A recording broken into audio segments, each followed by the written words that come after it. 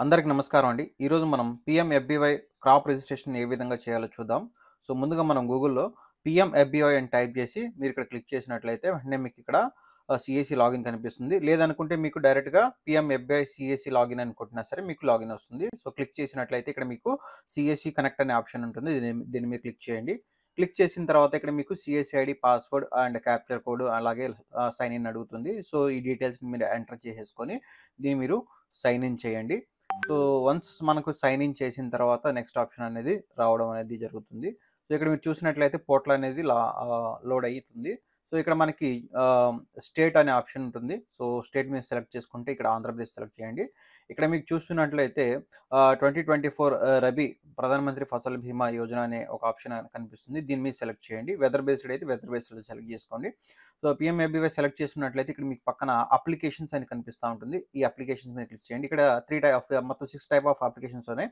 New applications, అలాగే paid applications, అదేవిధంగా unpaid applications, అలాగే మనకి రివోటెడ్ అప్లికేషన్స్, అదేవిధంగా మనకి ఇక్కడ కింద అప్రూవ్డ్ అప్లికేషన్స్, దాని పక్కన మనకి రిజెక్టెడ్ అప్లికేషన్స్ ఉంటాయి. సో, మనం ఫస్ట్ న్యూ అప్లికేషన్స్ చేద్దాము. ఇక్కడ మీరు చూసినట్లయితే బ్యాంక్ డీటెయిల్స్ అడుగుతుంది ఫస్ట్. ఇక్కడ మీకు యెస్ ఆర్ నో ఆప్షన్ ఉంటుంది. సో, మీరు యెస్ సెలెక్ట్ చేసుకొని ఆ ఫార్మర్ సంబంధించిన బ్యాంక్‌లో ఉన్నటువంటి ఐఎఫ్ఎస్‌సి కోడ్‌ని ఇక్కడ ఎంటర్ చేసి మీరు వెరిఫై చేయాలి.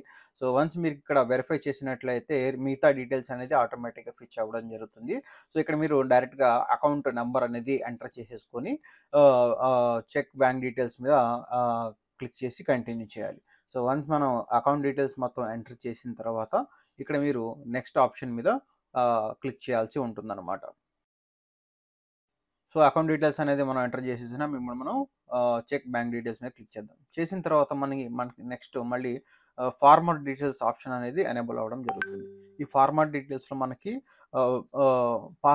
బ్యాంక్ పాస్‌బుక్‌లో ఏదైతే పేరుందో ఆ పేరు, అలాగే యాస్ పర్ ఆధార్‌లో ఉన్న పేరు, ఈ 2 పేరు గూడా ఇక్కడ మనం ఎంటర్ చేసేసుకొని పక్కన ఆధార్ నంబర్‌ని ఎంటర్ చేసి వెరిఫై చేయాలండి. సో, అక్కడ మనకి ఏదైతే బ్యాంక్ పాస్‌బుక్‌లో ఉన్న పేరు, అదేవిధంగా ఆధార్‌లో ఉన్న పేరు 2 ఎంటర్ చేస్తున్నాను. దాని పక్కన మనకి ఆధార్ నంబర్‌ని ఎంటర్ చేసి మనం వెరిఫై చేయాలి. వన్స్ వెరిఫై చేసిన తర్వాత ఇది మనకి వెరిఫికేషన్ అయిపోయి దాన్ని ఫ్రీజ్ చేయడం జరుగుతున్నది. నెక్స్ట్ మనకి ఇక్కడ relation type, relation name, so, అదేవిధంగా mobile number, next age, gender, caste మనకి, అదేవిధంగా ఫా farmer category, farmer type, so, ఇవి మనం ఎంటర్ చేసుకోవాలి. సో, నెక్స్ట్ మనకి రెసిడెన్షియల్ అడ్రెసెస్, మనకి ఏ డిస్ట్రిక్ట్, ఏ మండలం, ఏ విలేజు, ఆ పిన్ కోడ్‌ని కూడా మనం ఎంటర్ చేయాలి. ఇన్ కేస్ మనకి నామినీ డీటెయిల్స్ కూడా మనం ఎంటర్ చేయాలనుకుంటే మనం నామినీ డీటెయిల్స్‌ని కూడా ఎంటర్ చేసుకోవచ్చు. సో, లేదనుకుంటే మనకు డిక్లేర్ నామినీ లేటర్ తర్వాత అయినా మనం ఎంటర్ చేసుకోవచ్చు అనుకుంటే మీరు ఇక్కడ టిక్ చేసేసుకొని కంటిన్యూ అనేది చేయొచ్చనమాట. నెక్స్ట్ ఇక్కడ మనం కంటిన్యూ చేసిన తర్వాత ఇక్కడ మనం క్రాప్ డీటెయిల్స్‌ని యాడ్ చేయాల్సివస్తుంది. క్రాప్ డీటెయిల్స్‌లో ముందుగా మనం క్రాప్‌లో ఏ డిస్ట్రిక్ట్‌లో ఉందో మనం డిస్ట్రిక్ట్ నేము, మండలం, అలాగే మనకి గ్రామ పంచాయతీ, సో, అదేవిధంగా విలేజ్ అనేది సెలెక్ట్ చేసుకొని ఇక్కడ గ్రామ పంచాయతీ ఎన్ఏ వస్తుంది. సో, అయినా సరే మీకు విలేజెస్ అనేది రిఫ్లెక్ట్ అవుతున్నాయి. సో, వన్స్ మనం డీటెయిల్స్ అనేది ఎంటర్ చేసిన తర్వాత పట్టాదారు పాస్ పుస్తకంలో లేదా టెనెంట్ సర్టిఫికేట్‌లో ఉన్నటువంటి క్రాప్ డీటెయిల్స్‌ని మనం ఇక్కడ యాడ్ చేయాలి. వాళ్ళు ఏ క్రాప్ వేశారో ఆ క్రాప్ నేము, సోయింగ్ డేటు, అదేవిధంగా owner type. So, owner type tenant అయితే టెనెంట్, ఓనర్ అయితే ఓనర్ అనేది ఇక్కడ మీరు సెలెక్ట్ చేసుకోవాలి. నెక్స్ట్ ఇక్కడ మనం సర్వే నంబర్ అలాగే ఖర్సా నంబర్ అనేది ఎంటర్ చేయాలి. ఈ సర్వే నంబరు అలాగే ఖర్సా నంబర్ ఏమేమి వస్తాయనేది నేను మీకు ఒకసారి డెమో చూపిస్తాను. ఇక్కడ మీరు చూసినట్లయితే ఒక టెనెంట్ ల్యాండ్ రికార్డ్ అనేది మీకు కనిపిస్తుంది. సో, దీంట్లో వచ్చేసి మీకు ఎల్‌పీ నంబర్ ఉన్నది వచ్చేసి మీరు సర్వే నంబర్ దగ్గర ఎంటర్ చేయండి. అదేవిధంగా ఖాతా నంబర్ అని ఉన్న చోట మీరు ఖర్చా నంబర్ దగ్గర ఎంటర్ చేయండి. వన్స్ ఎంటర్ చేసిన తర్వాత మీకు వెబ్ ల్యాండ్ అనేది లోడ్ అయ్యి అక్కడ మీకు డీటెయిల్స్ అనేవి కనిపిస్తాయి. ఆ డీటెయిల్స్‌లో మీరు సెలెక్ట్ చేసుకొని మీరు ఇక్కడ సబ్మిట్ చేసినట్లయితే మీ యొక్క ల్యాండ్ అనేది యాడ్ అయిపోతుంది.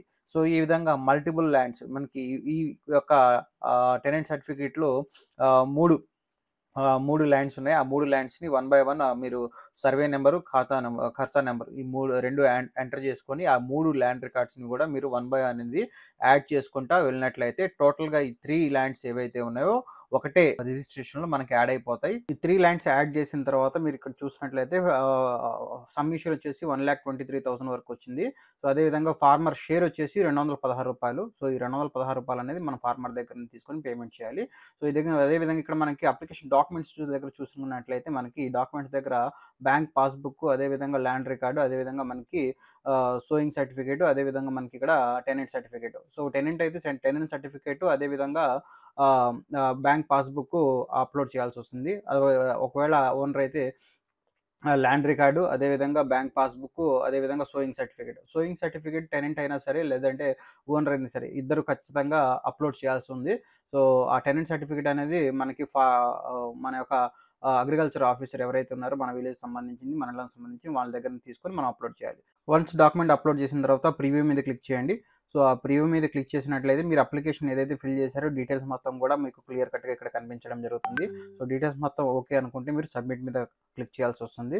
సో, వన్స్ మనకి సబ్మిట్ చేసిన తర్వాత ఇక్కడ మీకు మేక్ పేమెంట్ ఆప్షన్ రావడం జరుగుతుంది. మేక్ పేమెంట్ ఆప్షన్ మీద క్లిక్ చేసిన తర్వాత మీకు సీఎస్‌సికి సంబంధించిన పాస్వర్డ్ అలాగే వాలిడ్ పిన్ ఎంటర్ చేయాలి.